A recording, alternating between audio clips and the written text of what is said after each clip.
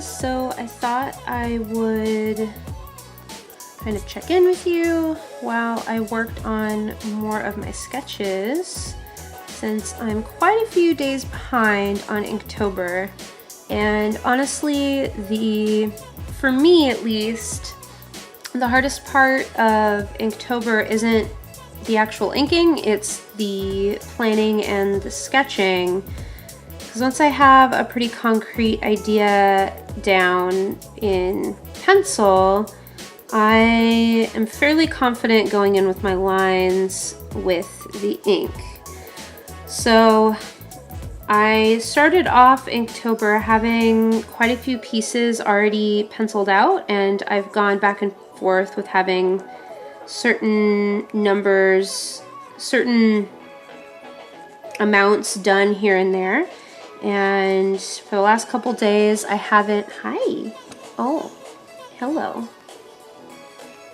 Please do not eat this. Thank you. Are you upset that I'm talking to someone and it is not you? Oh. So I wanted to devote today not necessarily to finishing and catching up, so to speak, on Inktober, but just getting as many pencil sketched pieces done as possible. I really want to try to finish all of them. And I actually did do a few earlier. Hopefully you can see that. I have a parrot, so a sea turtle. Still haven't quite finished my butterflies, but they're really close. And right now I'm working on what is going to be little buggies and beetles. And the way I'm doing that is I'm actually going to be sketching out a pattern of succulents like I've done in a lot of my art, and then I'm gonna do sort of silhouettes of a few different bugs. So it'll just be the white of the paper that's the silhouette of the bugs. I'm filling up the page with succulent greenery and kind of my go-to patterns for drawing succulents. And I know I was asked recently if I could maybe do a tutorial about how I draw plants and draw animals and maybe draw in general. And since I draw mostly plants and animals and have been doing quite a bit for Inktober, I wanted to gauge how much of an interest you guys had in that. I am starting to sort of come up with some ideas for how I could present that information. I'm by no means an expert in drawing plants and animals, and there's definitely no perfect way that you have to go by, but I do have some tips that I think I could put together for kind of my formula of how or maybe my steps of how I go about learning how to draw a new plant or animal, specifically with plants. There's definitely sort of a balance of like a repeatable pattern and kind of chaos isn't the right word. There's definitely a balance of order and pattern along with a randomness to it. And I want to sit down and come up with a better way of explaining that. Yeah, and so I'm gonna be sitting here and getting in these lines, and I figured I would do a little bit of a kind of chat with you while I'm drawing, so sort of a live chat. And I wanted to just kind of check in and see how you guys were doing.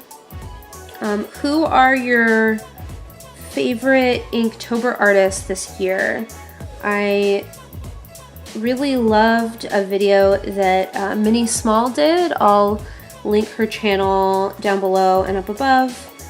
She is an amazing artist, and she's been doing these awesome haunted house ink pieces for Inktober, and she's been doing a video every single day. And she did a video on who she's following for Inktober, who her favorite artists are, who are taking part. And I really loved that idea of promoting other artists and gaining a little bit of insight into what inspires her and who inspires her, since she's an inspiration to me. And I figured I would ask you guys and see who all you're following this Inktober. I was just watching Leigh Ellexson. Leigh has amazing, beautiful artwork using watercolor and gouache, and she does a lot of plants and animals. Just what I like to see. And she has been following the prompts 31 familiars and flowers, which I hadn't heard of and would have loved to do this year if I didn't have this project. The hashtag 31 familiars by Lana J Art over on Instagram. And then the third artist I wanted to mention is Furry Little Peach, and I know she's been really busy and has only gotten the first week's Inktober prompts up, but she's been using a limited color palette of, I believe, 3 different colored inks for her pieces, and she's been following the official Jake Parker prompts. They have been gorgeous. I love her channel in general. All 3 of these lovely ladies all have channels here on YouTube, and I am so inspired by all 3 of them. So you guys should definitely go check all 3 of those lovely ladies out if you aren't subscribed to them already. But I'd love to hear who has been inspiring you this Inktober. Do you guys tend to be drawn to artists that do stuff that's completely similar to yours, different, or somewhere in between? I'm definitely somewhere in between. I'm definitely drawn toward artists who do similar artwork to mine, first and foremost.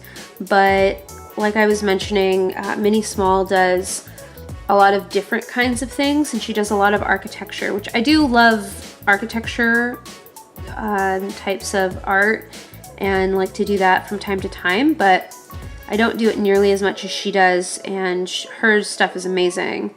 And I love the sort of minimalist quality that she tends to have in her artwork, and I really, really love that. And that's definitely not my style at all, and so I feel like I definitely appreciate those that can do that sort of minimalist art style. I don't know how much you guys are going to be able to even see the pencil marks. Alright guys, I'm gonna keep going here and sit and finish up some more sketching and continue watching Transparent and check in with you guys later.